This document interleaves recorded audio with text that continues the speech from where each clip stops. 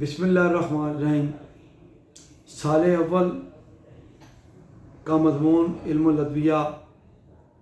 کے اصول کلی کے تحت آج کا ہمارا موضوع دوا، غذا اور ذو الخاصہ کی تفصیل ہے۔ تعریف علم الادویہ میڈیسن دواؤں کا وہ علم ہے جس میں دواؤں کے حالات اور ان کے افعال و خاص پر بحث کی جاتی ہے۔ دوا کی تعریف: دوا بدن انسانی میں داخل ہونے کے بعد اپنا اثر کرتی ہے۔ دوا کی یہ تعریف داخلی اور خارجی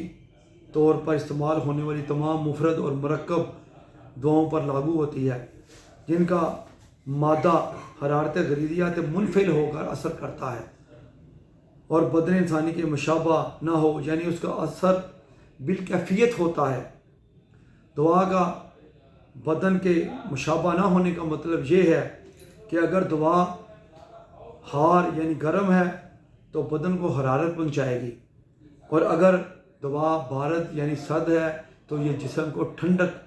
پہنچائے گی۔ اطباء کے نزدیک اس کی تعریف میں تضاد ہے، جس کے مطابق بعض اطباء کے نزدیک دوا وہ ہے جس سے صحت حاصل ہو اور وہ بدن کو کوئی نقصان نہ پہنچائے، جبکہ اطباء کے نزدیک دوا کا کیفیت یا صورت نوعیہ سے اثر کرنا، خواہ وہ فائدہ بخشے یا نقصان، دوا کی تعریف کہلاتی ہے۔ مثال کے طور پر اگر کوئی شخص کافور کے استعمال سے ہلاک ہو جائے تو وہ عام آدمی کے نزدیک دوا نہ ہوگی بلکہ زہر ہوگا، جبکہ اطباء اس کو ادویہ تصور کرتے ہیں۔ اس طرح چوتھے درجے کی دوا، جسے ہم دوائے سمی یعنی زہریلی دوا کہتے ہیں، اس سے مرض بھی زائل ہو جاتا ہے اور عام شخص یا ارباب لغت اسے دوا نہیں سمجھتے بلکہ یہ زہر سمجھتے ہیں۔ یہی وجہ ہے کہ دوا کی تعریف میں اطباء اور ارباب لغت دونوں کی تعریف میں بذات وقت نشاندہی کر دی جاتی ہے، کیونکہ اطباء کے نزدیک دوا کی یہ واضح تعریف ہے کہ دوا کا مادہ حرارت بدن انسانی سے متاثر ہو کر اثر پیدا کرنے والی دوا کہلاتا ہے۔ تعریف غذا: اس سے دوا کا کوئی تعلق نہیں ہوتا۔ جو چیزیں بدن کی نشو و نما کے لیے استعمال کی جاتی ہیں، جن کا اثر مادے سے ہوتا ہے، یعنی وہ جزو بدن بننے کے بعد جسم کا حصہ بن جاتی ہیں، یعنی گوشت پوست کی شکل اختیار کر لیتی ہیں، جو تغیرات اور استحالات کے بعد انسانی جسم کا جز بن جاتی ہیں، وہ غذا کہلاتی ہیں۔ دوائے ذو الخاصہ: دوائے ذو الخاصہ کے معنی خاصیت کے ہیں، یعنی ایک خاصیت ہو یا اس سے زائد۔ وہ دوا جو خود اپنی ہی صلاحیت سے کیفیت پیدا کرے، یعنی اس دوا کی تاثیر ایسی مخفی ہو جس کا تعلق نہ کیفیات سے ہو نہ دیگر امور محسوسہ سے، دوائے ذو الخاصہ کہلاتی ہے۔ مثلا جمال گڈا، جس میں ایک مسک پایا جاتا ہے، لیکن جب اس دوا کو زائد استعمال کیا جاتا ہے تو یہ شدت اسہال کے بعد انسان کو موت تک پہنچا دیتی ہے۔ اس طرح مقناطیس بھی اس کی ایک مثال ہے جو اپنی مخفی طاقت سے لوہے کو اپنی جانب کھینچ لیتا ہے۔ دوائے غذائی: جس چیز میں غذائیت کے مقابلے میں دوائی خاصیت زیادہ پائی جاتی ہے وہ دوائی غذائی کہلاتی ہے۔ غذائی دوائی: جس چیز میں دوا کے مقابلے میں غذائی طاقت زیادہ پائی جاتی ہے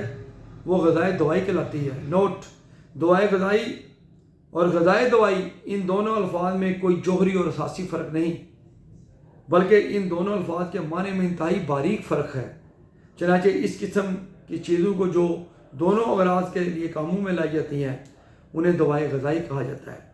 دوا کا غذا اور ذو الخاصہ سے فرق: دوا کی تعریف میں ادویہ بدن کے اندر نئی کیفیت پیدا ہوتی ہے، یعنی بدن کی کیفیت مرضیہ کو ظاہر کر کے کیفیت صحیحہ پیدا کر دیتی ہے،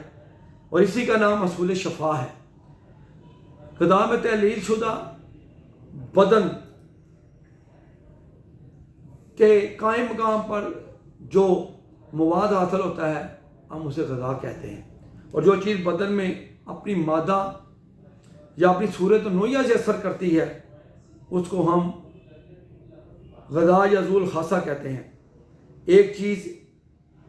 ایک وقت میں بدن کی غذا کی غرض سے استعمال کی جاتی ہے تو وہ اس وجہ سے غذا کہلاتی ہے، اور وہی چیز کسی دوسرے موقع پر کسی مرض میں کیفیت کے ازالہ کے لیے استعمال کی جاتی ہے تو وہ دوا کہلاتی ہے، جیسے انڈے کی زردی۔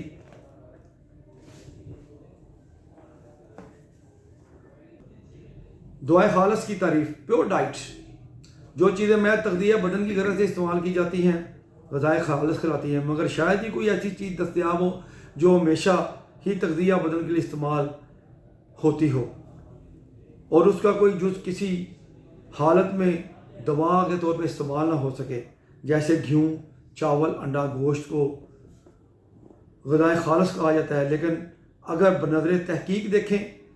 تو ان کو غذائے خالص کہنا ایک غلطی ہے، کیونکہ گندم سے ایک روغن حاصل ہوتا ہے جو مرد داد کے لیے شافی ہے۔